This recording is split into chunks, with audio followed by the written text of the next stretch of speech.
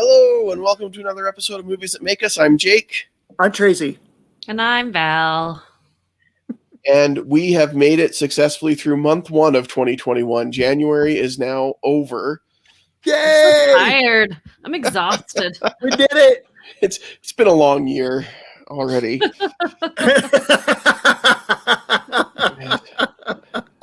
But we made it. We made it through January. We are starting February, and for the month of February, we're going to be talking about Rick Moranis movies. But our first episode today, we're doing our staff picks. We talked about this when we did Be Kind Rewind and how cool it was to go to a video store and have kind of the picks from the staff there to decide what movies you wanted to go see or watch or rent. And so we're going to kind of carry that tradition forward, even though we don't run a video store, because that would be a waste of money and efforts at this point. I don't know. Blockbuster stock is going up, man. Oh my gosh. It's on a comeback. Yeah, Blockbuster and GameStop. Woo. All right. But yeah, so we're going to talk, and we picked the theme of cinematographers. So for our staff picks, and this was, I'll be honest, a little bit difficult for me because I don't necessarily know a favorite cinematographer like I know a favorite director or a favorite writer or a favorite composer or things like that. So this was a stretch for me, but it was fun once I kind of landed on who I picked and the movies that I picked for it. But I thought we'd just kind of go around and have each of us kind of share the cinematographer that we chose and the movies that we picked for that cinematographer. So Val, why don't we start with you? It was your idea to pick cinematographer, I think. No, it wasn't your idea. Well, we'll start with you anyway. Well, let's start with you anyway, Val. It was my idea to do staff picks. Yes. But it was not my idea to do cinematographer, but we can start with me. That's fine. I actually went and did some digging and found a cinematographer I didn't know. I didn't, Nice. I could have picked, I kind of went through the movies that I love, like Saving Private Ryan and Pride and Prejudice and all that stuff. And I'm like, those are like, people know about those movies. And so I thought I would bring up a cinematographer that maybe people didn't know about, but you've probably seen her movies. And I, on my list of cinematographers, realized that I am a female movie lover and didn't have any female names on there. So I was very pleasantly surprised to see Rachel Morrison and the 3 movies that she did that she has done that I didn't know that she had done. So Rachel Morrison is who I chose. She was nominated for an Oscar for Mudbound. And so that's one of the movies that I chose. And I love that movie, Mudbound. She is also the cinematographer for Black Panther. Nice. Which Wow. I didn't know. And Black Panther, it's not my favorite MCU movie, but I do think the cinematography is absolutely breathtaking. And having to be a cinematographer and also work with so many, your cinematography is working within so many different levels of film aspects. It's got to be really, really hard. And then she also did the movie Cake, is what I was going to talk about today. There are 3 totally different movies: Cake, Mudbound, and Black Panther. And Rachel Morrison is my cinematographer. I love that list. That is a I really haven't good seen list. Mudbound. It's on my list, but I haven't seen it. Ooh, you need to. I will bump that up based on your recommendation. Mary J. Blige is in this movie, and she's amazing. I love her as a singer, as a songwriter, and she is fantastic in this movie. Awesome. So what kind of films are like Mudbound and Cake and Black Panther? So if somebody's like looking... There, I picked 3 totally different movies so you could see that like cinematography isn't just about these big epic, scenes and everything, because we can all go see a beautiful movie, but sometimes a cinematographer really needs to capture specific moments. Most of us have seen Black Panther, so we understand the ginormous capacity that you have to capture in that film. And not only do you have to capture the cinematography, the lighting, the presence, but it has to work with all of the stuff that's not there that you don't see yet. And that's got to be really hard. Mudbound Mudbound is totally different from that. It is actually two men that are coming home from World War II, and they start working on a farm in rural Mississippi. So you're going from World War II to rural Mississippi. It's in the midst of racism and war and things, the world trying to change, but then that part of the world not wanting to change. It has it has a hugely fantastic cast, but Carrie Mulligan, who I just watched last night in the movie The Dig, which was fantastic, which I would have chosen for this, but I had already chosen my movies. But Carrie Mulligan is fantastic. Jason Clarke, Mary J. Blige, fantastic. Same cinematographer did The Dig? No, but okay. movie, the cinematography in that movie, if we're going to go with like Carrie Mulligan movies, I was like, oh my gosh, these are two fantastic Carrie Mulligan movies. She is just like becoming more and more of one of my favorite actresses. Now, Cake is very different because Cake is actually one of Jennifer Aniston. I think she's in it. It came out in 2014. I don't think a lot of people watched it. I think that she was up for a Golden Globe and then it just kind of disappeared. She had 5 wins for this movie, 7 nominations in all the different award shows. But she basically plays a character who is fascinated by suicide because she has chronic pain because she's dying. It's really, really like, it's sad, but at the same time, you have to capture these. She's a really beautiful person, right? Just regularly. She's in this movie and she is in this deep, dark depression. There's this moment, and this is where the cinematography came in for me. There's this moment where she's lying in her bed and she's just struggling. And when you go through depression and you go through disease and you go through all these things, you kind of age more than you regularly would, right? Right. And there's a section of the movie where she is kind of having this hallucination moment, I would call it. It's not really that, but it's a lot. And she's going to lay down in her bed. And usually in cinematography, you want to capture like the whole thing, but the camera is very low on the bed so that you actually see her sinking into her depression. And then the lighting shows like every wrinkle on her face. And Jennifer Aniston doesn't have very many wrinkles. Right. Right?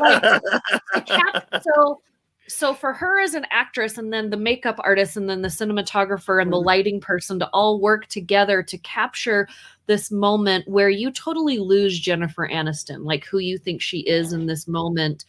And it's just such a great scene. The choreography of how she's going down and the camera is already down, but then is going up as she's going down. So you just kind of feel this like discombobulated world that she's living in. It's just really fantastic. So I've got a superhero movie, a period piece, and this really dramatic, like it takes place now, but it's a drama. And most of it takes place in like, I think 4 different locations in the Jennifer Aniston movie. Nice. So in a lot of ways that makes it harder. Yeah, it does. And so, but yeah, it's 3 totally different movies from the same cinematographer. So this specific photographer, Rachel Morrison, she actually does a lot of black film. I don't know if that's like but when I looked her up, I realized that I had seen a lot of her work. And so I could have chosen a few other like really popular movies that you've probably seen, but I figured these 3 movies for me, Dope was a really good movie. She was the cinematographer in that movie in 2015. She also was the cinematographer in Fruitville Station, which has Michael B. Jordan in it, which the cinematography in that movie is crazy. along with the lighting. I think like lighting people and cinematographers must be like either really good friends or they can't work together. Because it's just great. Like if you don't like your lighting person and when you're a cinematographer, then you're gonna hate your life. But so yeah, she's done a lot of stuff. She actually did the cinematography for Oprah's Masterclass. So like the TV series, the documentaries for that. So she's kind of does a lot of different, where a lot of cinematographers kind of, I noticed they kind of stick towards a specific genre. For her to do, Cake, then Oprah, then Dope, then Mudbound. And she did some TV shows in between there, and she's actually and then Black Panther. So and then after Black Panther, she actually did a short about Walmart. She did a movie short about Walmart. So she really, likes to jump around a little bit, but she also did, I'm looking at her IMDb. I didn't know this because I didn't scroll down that far. She did The Hills.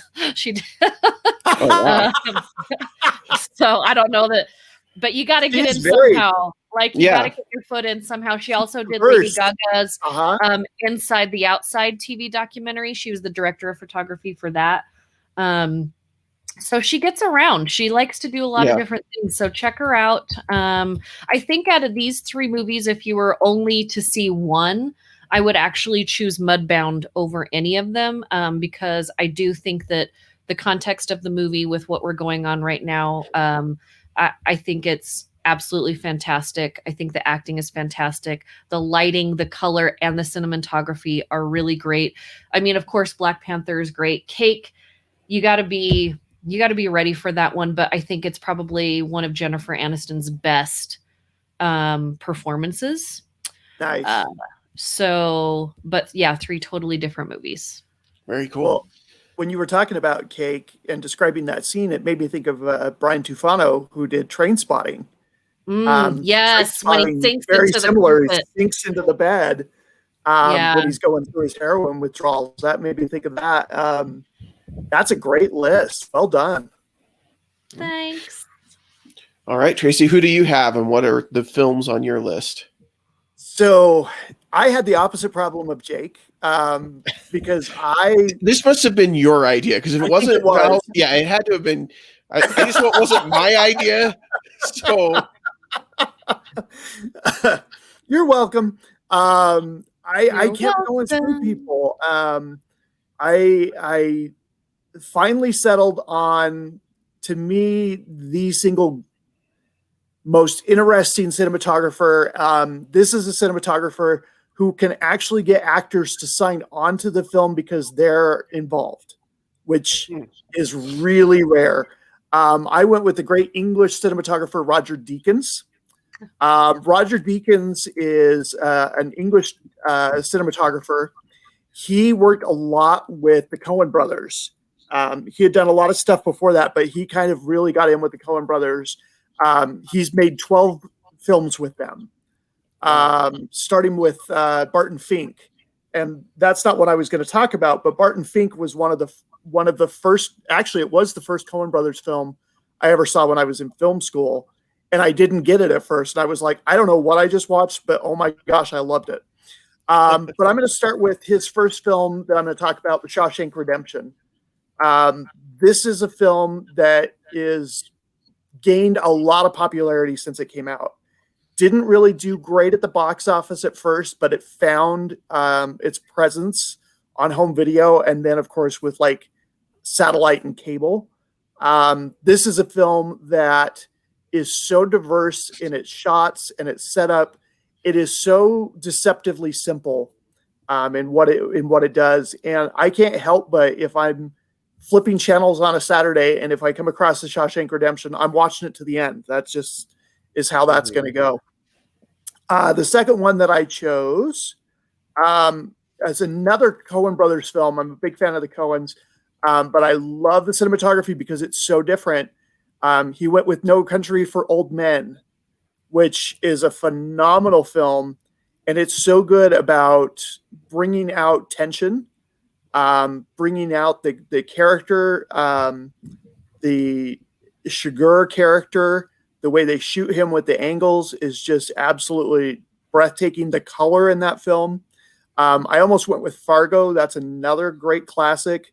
And then he went in a different direction, and he finally got his first Academy Award. He had been nominated 13 times, had never won it. Blade Runner 2049, which was Denis Villeneuve. I always have trouble with his name. But that film is, you could take still shots from that film and hang it on a wall. It is absolutely gorgeous to look at. And the wide variety of color, if you want to talk about color theory, that is a film to check out and watch, because he's got everything from these cold blues in the city. They go out to the desert where Harrison Ford's Decker is, and everything is very dusty and yellow and orange, and absolutely stunning nighttime cinematography. So yeah, like I said, he's a guy that when they were making Sicario, Josh Brolin signed on just because Roger Deakins was involved. He did 1917, which won an Academy Award a couple of years ago, which is famous because it all looks like one shot. It wasn't one shot. It feels like a couple of years ago, but it was last year. Oh my gosh. Was it last year? I'm pretty sure it was last year. Yeah, it was like the end of 2019. Yeah. Oh. Jeez, Louise, time is weird. 5 years ago in 2021. Time is weird when you've spent the last, 11 months in quarantine. So, but the other thing that I love is when Pixar was getting ready to make Wall-E, they actually consulted with Roger Deakins and asked him, okay, so we kind of want to make this kind of like a 70s sci-fi film. So what kind of lenses were you guys using? What kind of techniques were you guys using? And he really went with them. And in fact, they wrote like new software based to create virtual lenses based on what he told them and talked about to them to make that film happen. So not quite as diverse as Val's pick, but there you go. But I think this is a good entry level. If you're interested in cinematography and you don't really know where to start, Roger Deakins he's kind of like the Spielberg of the pop culture movies. He's just one of the best. Yeah. He's one of the most accessible. It's a great starting point before you can do a deeper dive into stuff. Cool. Yeah. I wasn't sure where to go with my pick. I ended up landing on somebody who I think is a little bit opposite of your guy, Tracy, as far as he got his Academy Award earlier in his career. And back in 92, he won the Academy Award for Best Cinematography for A River Runs Through It, 92 or 93. Oh, yeah. Which is not one of the movies that I picked for my list. But I went with Philippe Rousselot. Mm-hmm. And he's known for A River Runs Through It. He also did Interview with a Vampire. But when I looked at his list of movies, the reason why I went with him is I picked a movie that I think visually looks amazing and is just appealing to me, and that's Big Fish. Nice. So I'm a big Tim Burton fan, and Big Fish is probably my favorite Tim Burton movie.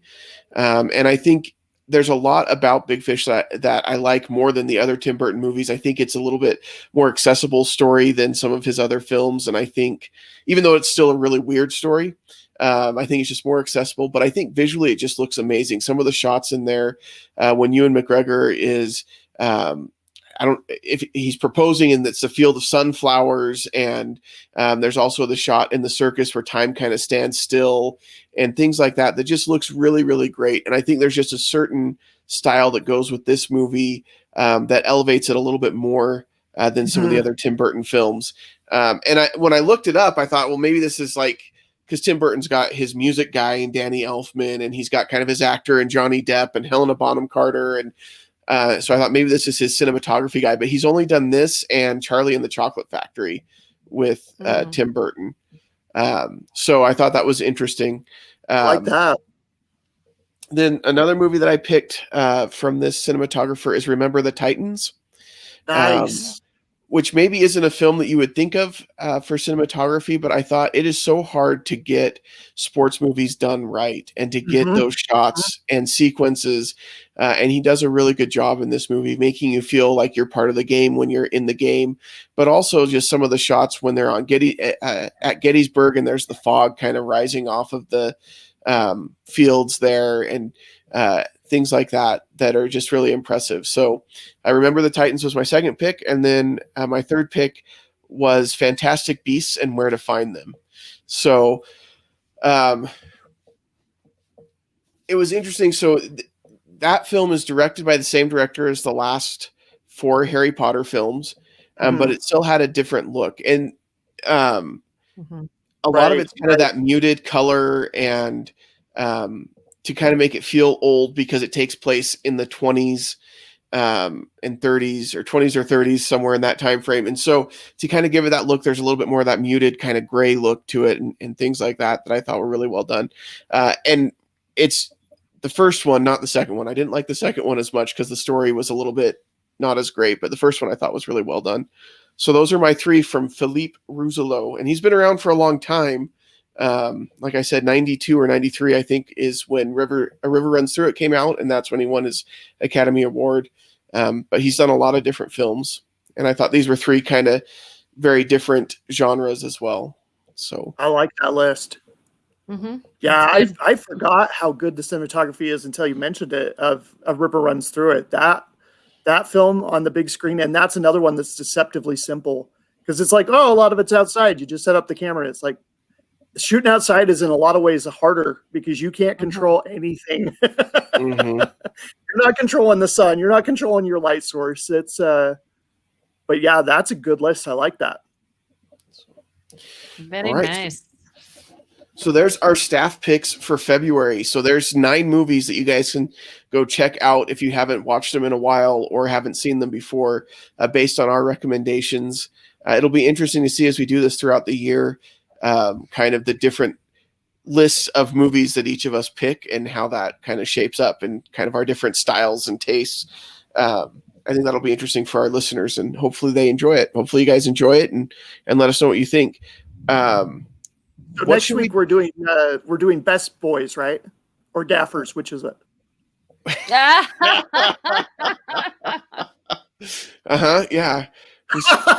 The best our Gaffers. favorite grip. No, this was fun to do something like this for me. In the end, it was hard because I didn't know where to go, and it wasn't, you had a list already, Tracy, and Val, I think you too, where you kind of knew some of the people that you wanted to look at or movies that you wanted to pick. So for me, it was a little bit more challenging, which was good. I like the stretch, so it was fun. I think it's to do something like that opens up your mind. I could have gone. I love River Runs Through It. I love Shawshank. I love those movies. But I just kind of went a different route with mine, where I just said, who I just looked up who's a female cinematographer, and I looked at those, and you can do British, you could do, who does period pieces. Cause I really wanted to go a different way and kind of learn something for myself instead of going with what I already knew. So, and I did learn something, and I totally forgot about the movie Cake, like I think everybody else did, because it came out in 2014. And so I went back and I rewatched that. I rewatched Mudbound. Are they on Netflix, Amazon Prime? I own Mudbound. Okay. But yes, I actually think I did stream that. Cake, I think was on Amazon. And I own Black Panther, and I've already watched that one within the last 3 months, so I didn't watch that one again. But yeah, so I think looking up films like this, like you said, Jake, you did it, kind of the right way, as you're thinking to yourself, what kind of movies do I like, and for me, that was like, oh, okay, well, I mean, I feel like these movies are going to be talked about. I feel like these other movies are like that I thought of, are kind of predictable. And you guys know that I don't like to go with the predictable. That's why I keep losing at Craig's show. But because I like to go a different route. But see, and it's funny. I don't think there's a wrong way. This week. Yeah, I'm torn this week on mine because I got to submit my picks for The Office for Craig, and I really want to take a couple of big swings, but at the same time, I'm like, oh, do I really want to swing at that one? So we'll see. I'm recasting American History X.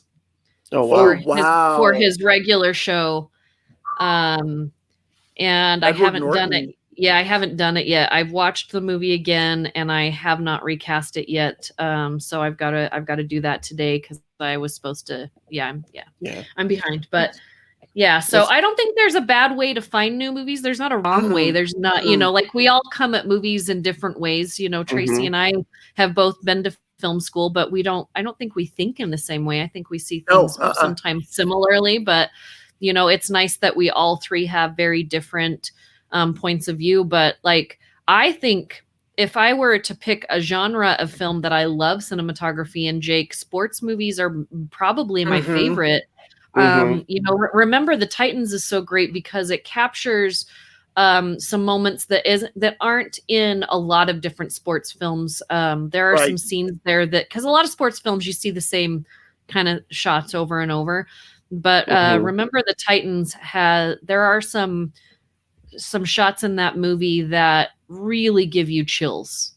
I do think that when you get more into like the Harry Potter films or and I agree with you, I like the first one. What movie was that again? Fantastic Beasts.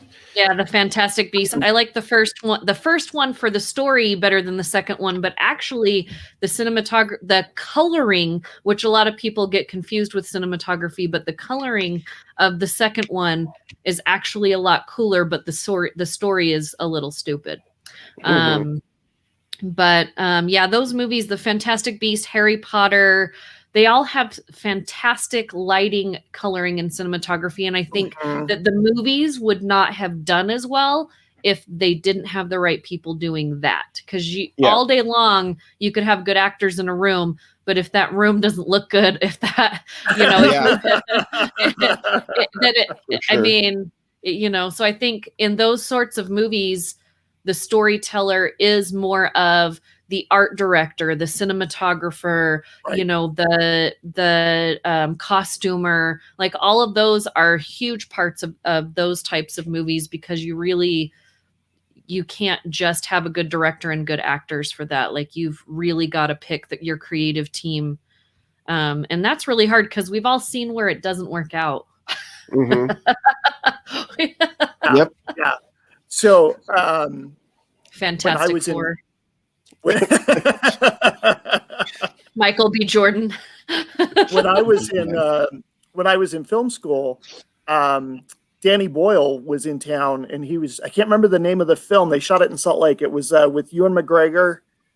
Oh my anyway, gosh. they were in town shooting that, and he wasn't a real big name at the time. He was kind of for the indie group.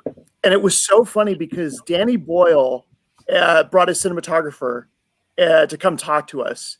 And Danny Boyle was this ball of nervous energy. He kept fidgeting and he kept like doing this. And he was just this, you could just feel the energy coming off of him. And his cinematographer, Brian Tufano, was very much the English reserved gentleman. He was very, very calm and and it was just so funny to see these two working, talking to each other and talking about each other. And I'm like, you guys are so opposite, but you can tell that it works, Yeah. I do think, Jake, you're right that a lot of times a director will use the cinematographer over and over because it's such a hard job. And people don't think about, Val talked about the lighting and you got the coloring. You've got to think about how you're going to move the camera through space. You got to figure out which shots are going to convey the most information in the best way possible. Plus, you got to make these people look good. There's just so much that goes into it. And so you've got somebody like Janusz Kaminski, who works a lot with Spielberg. They started together on Schindler's List. And he's done a lot of the films for Spielberg in the years since. And then the other guy that I really, really like is Emmanuel Lubezki, who works a lot with Alfonso Cuarón. They did Gravity. They did, what's the other one? Children of Men, which Children I of love Men that movie. Mm-hmm. blew my socks off. Like, I'm watching that film in the theater and I'm like, I have no idea how they're doing some of these shots. It was incredible. Yeah, that movie, you could almost taste that movie, like the dirt and the gritty and the, like, that was such a great movie. Did they shoot A Life Less Ordinary here? Is that the one you're talking about? Yes, Did they shoot that's that the movie one. here? That's the one. I love that movie. I didn't know they shot that here. I don't know how I didn't know that. I don't think they shot the whole thing here, but they did shoot some. Okay. Here, yeah. Okay. But I was like, because they didn't shoot Slumdog Millionaire here, or Shadow, or Shallow Grave, or Train Spotting. He did do 127 hours here, but that doesn't have Ewan McGregor in it. So, and The Beach was definitely not shot here, nope, and neither was 28 Days Later. The Beach could have been out on the Great Salt Lake. No.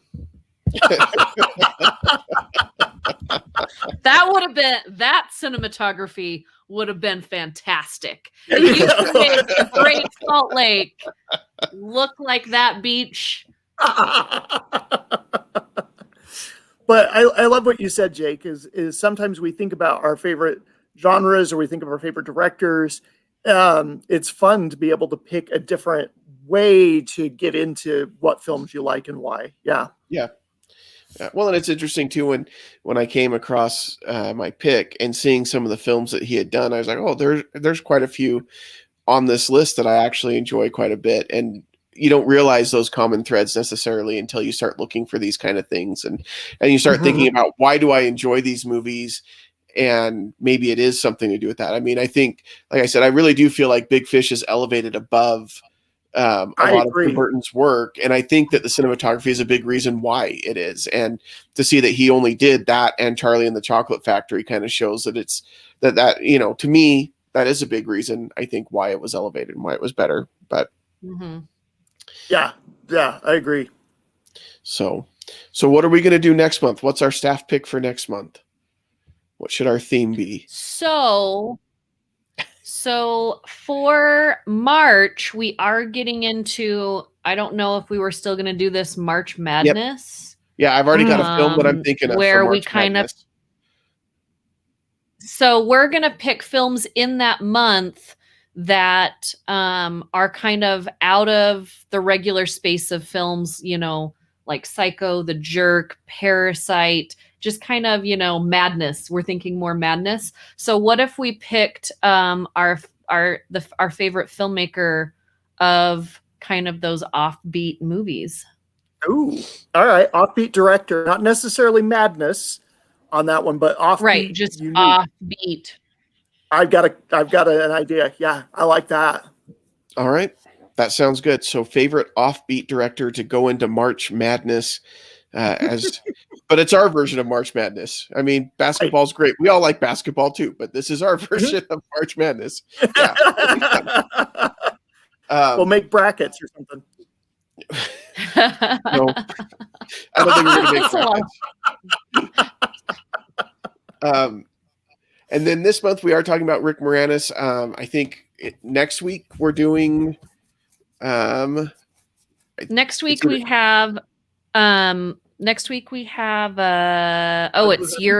your pick, Jake. So whatever your Rick Moranis movie was.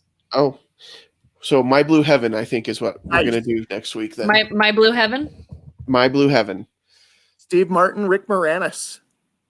Yeah, which I think as we started talking about this, they're like the dynamic duo, those two. Because I think all month we're talking about they're in movies together. Yeah. So, that wasn't with that combo though. Yeah. Tracy, what was your pick? Give me a sec. Come back to me. Go do yours, and I'll. Okay. I can't remember. Mine's Parenthood. I love My Blue Heaven, but I chose Parenthood for mine. So I watched both of those movies a lot when I was in junior high and high school. Two very different movies, but yeah. I enjoy Parenthood quite a bit. I think it's great, and being a parent now, there's a lot that you can identify. I identify with. I know. I need to go back. I don't think I've watched it in 10 years. So I'm glad I'm going to be watching it again before we do it. My Blue Heaven, I don't think I've watched in probably 10 years either. So I'm excited. I haven't seen that. And I was going to say that's probably 20 years for me. I just every time you say it, I just like see him walking through the grocery store. Yes. Just. And then walking around without pants on in the hotel room and explaining why you can't wear his pants in the hotel room. Yeah. Taking his jacket and crumpling it. Anyway, all stuff that we can talk about next week. Yeah, it came up on HBO Max as a newly added movie or something like that after we had talked about doing Rick Moranis. I was like, that's a great pick. I haven't watched that in a long time. And it was a lot of fun to watch again. So I'm excited to watch Parenthood and that. Let's do our first Mel Brooks film. Let's go crazy and do Spaceballs. Spaceballs. Spaceballs. Which I have to say, that was my first Mel Brooks film, and I did not really know what it was. My dad took my brother and I because we were such Star Wars fans, but I was really too young to get Mel Brooks's humor. So I did not like that movie when I was a kid, and I have gained an appreciation for it in the years since. But I remember walking out of it going, what? I was such a proud parent when a year and a half ago my daughter comes home and she's not a huge Star Wars fan because to spite me. I think that's her only she doesn't do a lot of rebellious, kid stuff, but I think that's just the one she knows. That's all I really have to do because that hurts the most. So she's not really a Star Wars fan, but about a year and a half ago she came home and she's like, Mom, I watched Spaceballs and I love it. And she's quoting the movie. And I'm like, do I show her outwardly that I'm excited about this? Do I just hold it in and be like, that's nice, daughter. That's nice. I'm glad you enjoyed your evening. Yes. I've heard of that film. Right. Yeah, I remember hearing about that. Yeah. But I just love the contrast. You got James Earl Jones doing Darth Vader, and he's the most intimidating, scary villain at the time. And then you cast Rick Moranis with the giant helmet. I mean, it just good stuff. Yeah, Spaceballs is a great pick. It'll be fun. Those are three. They're all comedies, but there are three very different comedies. Yeah. And he's rumored to be starting to make a comeback. He dropped out of acting for a while, and he's slowly he's done some commercials, but he's doing left to take care of his family, but he's coming back. He's got a project. He's doing Honey, I Shrunk the something, or it's something to do in that world, isn't it? I think I've heard rumors. I do know that he's at least done one cell phone commercial with Ryan Reynolds. So, I mean, if you are going to coming back to work with Ryan Reynolds would be fantastic. Not a bad choice. Yeah. So, Rick Moranis was hinting that he might be appearing in the Ghostbusters movie with the cast that's returning. That was as of 4 days ago. So he might be coming back for that. I'm thinking because it's on 7 different newsreels here, he's probably going to be coming back for that, which would be great. I would love to see that. I think he's coming back in kind of small. I think they got smaller all the things, original cast. What people don't realize is he's also a really great producer and director. And he is. Yeah, and then that guy attacked him in New York, in November, which was crazy. Do you guys remember that? Yes, I do remember that. And everybody was hunting. It was almost one the most wanted. it was almost an issue that like united the whole country. Like you punched Rick Yeah. Moranis in the face. Like that was completely All unacceptable. sides came together, red, Yeah. blue, You don't orange, mess with Rick purple. Moranis. Like we all came together and said, Yeah. look, you don't touch him. This That's guy right. became the internet's most wanted. Yeah. I would love to see him come back, but I have nothing but respect for a guy who says, you know what, I'm going to step away from this because I'm going to take care of my family right now. And he did it at a time in his career when he was really taking off. Like it wasn't like he was on the downturn of his career or he never really quite made it to the big time. Like his career was taking off and booming. And he said, you know what, I'm taking a step back. And I think that that's really commendable and awesome. So he's one of my Hollywood heroes. So Honey, I Shrunk the Kids reboot called Shrunk, which Rick Moranis will be returning, and Josh Gad, I guess, will be in it, says that it has just stopped filming because of COVID, but it will be back on. So I guess Josh Gad is in it, but it's titled Shrunk, and says Rick Moranis will be returning as Wayne Shalinsky. So good for him. So I have so many mixed feelings about Josh Gad. I am right there with you. Right there with you. Yes. So I'll be interested to see how that film turns out. There are times where he's brilliant. Josh Gad either really gets it. Yeah. Yes. There's times where I'm just like, ugh. I think the reason why I didn't like, what was that Disney movie that went straight to Disney Plus right at the beginning of Artemis Fowl pandemic? No. Artemis Fowl. I think they should have called it Gad Fowl, Josh Gad Fowl, because I think he is the absolute reason. I'm going to get some hate mail because of this, but Ty and I have talked about this. We both hated that, but he read the books. I did not. I thought, oh, Josh Gad is going to be in it. This is going to be really fun. And then no, it's really stinky. It was a foul movie. Yeah. I love him as Olaf. He's great. I think he's got great talent. He was okay in Beauty and the Beast. I've heard his run on the Book of Mormon musical was really, really good. That was hilarious. But I don't know. Sometimes he's just not that great. So he was really bad in the Agatha Christie train movie. Murder on the Orient Express. Yes, thank you. Yeah. He was not good on that. No. I really like him as a person. I would love to have like a ham and Swiss, with him in New York and just like in our red tennis shoes, eating stuff and chatting. But Olaf, I think right now is his best thing he's done. Yeah. But and his internet series, the Reunited Apart or whatever. Like I love watching those where he's brought back these classic casts and just talk to him about the movies that they've done. And it's really a lot of fun.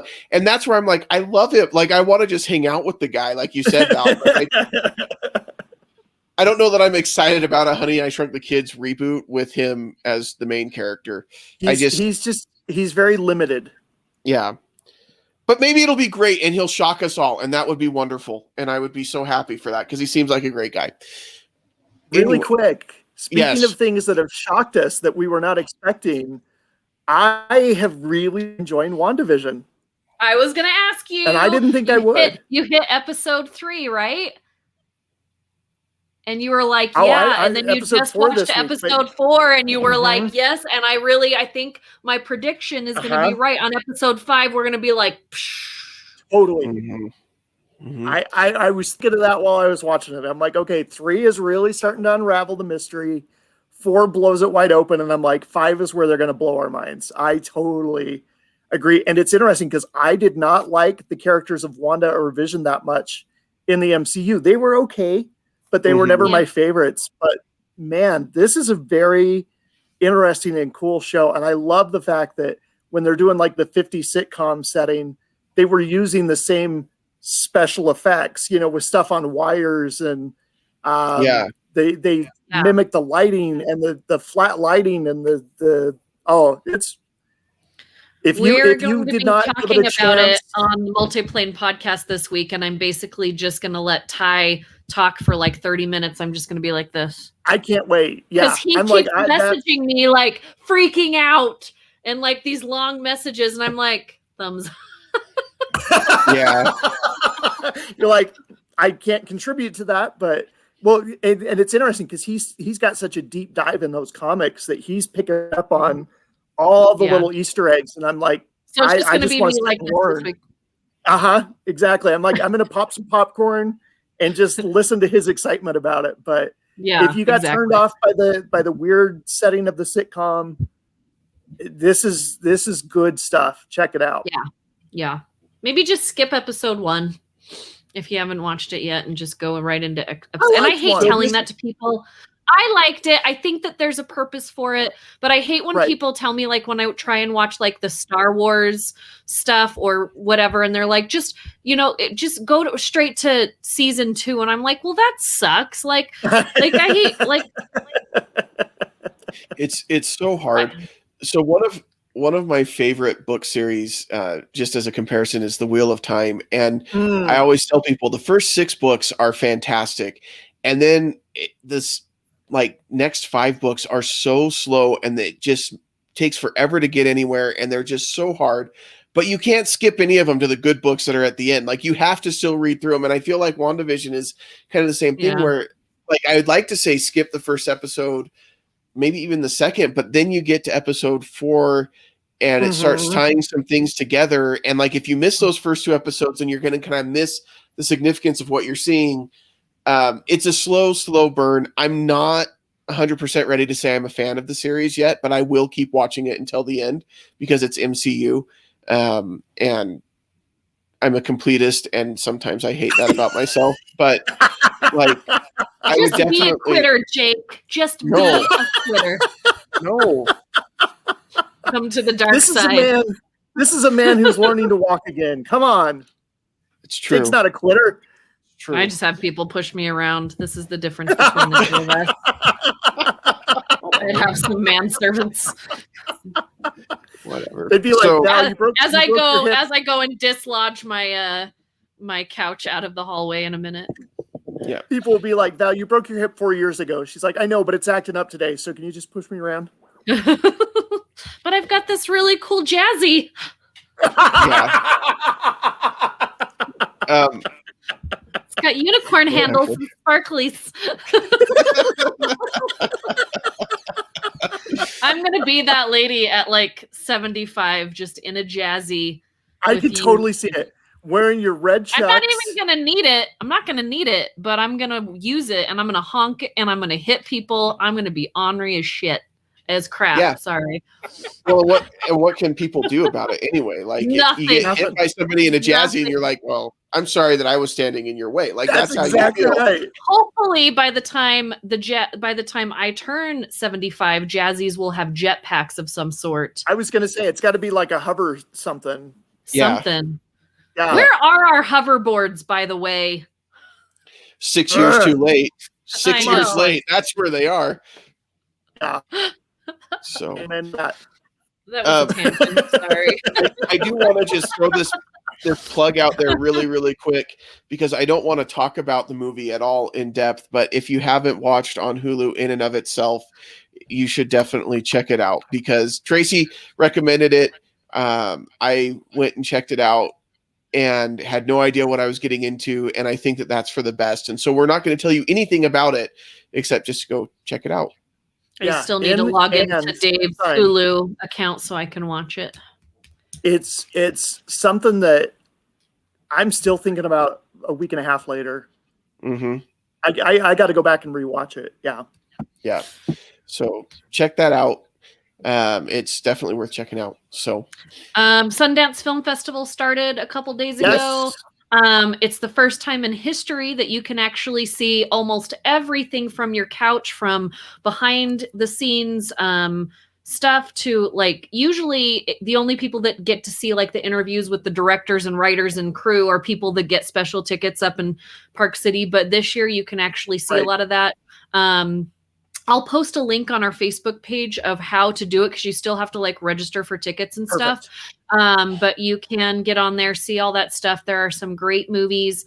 As soon as Sundance is all over, what I think is great about this year is, one, I don't think it's going to go back to ever just being at Sundance again. They're doing Right. screenings from Honolulu to Houston and all these different cities.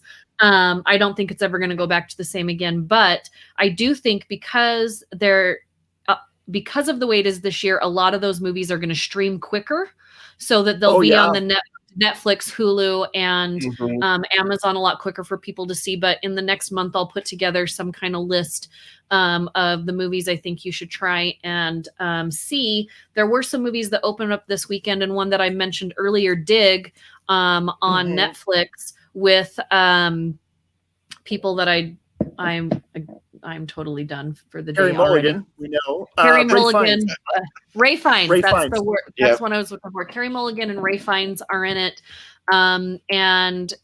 It's a great movie. It's a period piece. It lives on this land where there's those big hills that people think that like the Vikings hid things in. You know, like in Europe, they have all these hills. And so Ray Fiennes comes, and he's an excavator, and she hires him to excavate these hills to find out what's in them. And he's not well known. And of course, there's these people from like the big museums. They're trying to come in and take the findings. And all this time, World War II is about to happen as well. So you see planes flying over. She has a son. There's a lot of great relationships that happens. It's a really good movie. I watched it last night, and I really liked it. Ray Fiennes, great. Carrie Mulligan, fantastic. A lot of there's some other actors in the movie that you'll be like, oh my gosh, like I don't know any of their names, but I'm like, I love that dude. I know you. That guy was in Lord of the Rings. That guy was a dwarf. Lord of the Rings or The Hobbit or whatever. So it was just a nice, it's a little bit sad but happy at the same time, but it was just a really kind of cool movie. But yeah, so that was a good one that opened up this weekend. Another good one that opened this weekend that's both streaming and in theaters is called Supernova. This is a movie that I wouldn't recommend watching with young kids, but it's really great relationship movie. I know we didn't plan on this, but I kind of wanted to throw this movie out there.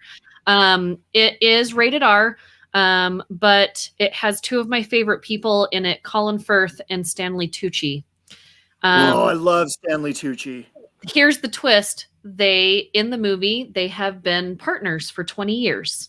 And so they are partners, but this is what's so great. They go on a road trip through England countryside in this old RV and they like go and visit old friends. They are kind of going through their past life and visiting all these old places. And Stanley Tucci has dementia. And so it's kind of this story about the person that you love more than anything going through this. And Colin Firth is just so devoted and so patient, but people don't know how to do this the right way. And so that's just great relationship movie about how your loved ones struggle and what you do together. And I love how the movie, there's no like specific answer of how to do it. You know, it just shows how they're doing it and how they have to kind of switch up what they're doing because it's not always working, but they love each other and they have great people in their lives. And it's just great road trip. But it was kind of the movie that I needed to see, but it's streaming and in theaters and it was really great. So I wanted to throw that out there. Cool. One not to see is The Little Things with Denzel Washington, Rami Malek, and Jared Leto. I know. So this is at the theater this weekend. Say that again. Denzel Washington, Rami Malek, Jared Leto are all three in the same movie. And I think, so Tracy, you saw it? I watched it last night.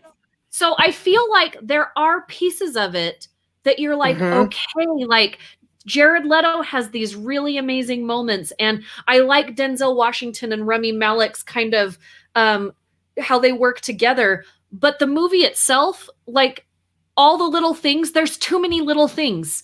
You can put too many little things in the movie.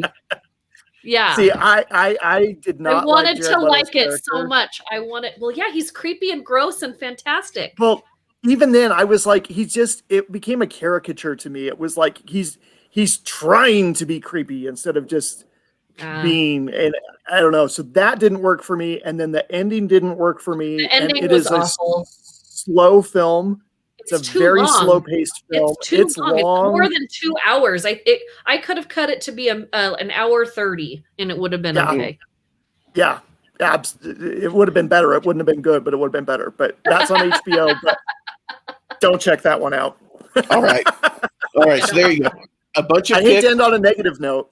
a bunch of picks, a bunch of things to go see or to watch, and then one very emphatic "don't go watch" from Tracy. So. Thanks so much for listening. Make sure to subscribe to our YouTube channel. Make sure that you also leave any reviews for our podcast. Those help other people find our podcast as well when they're looking through all the different podcatchers. We appreciate you listening, and we won't see you at the movies.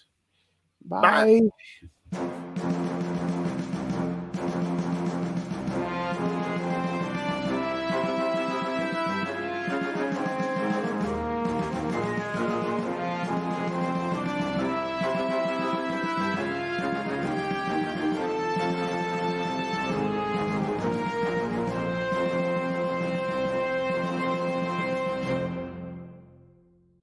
This has been a Stolen Droids Media production.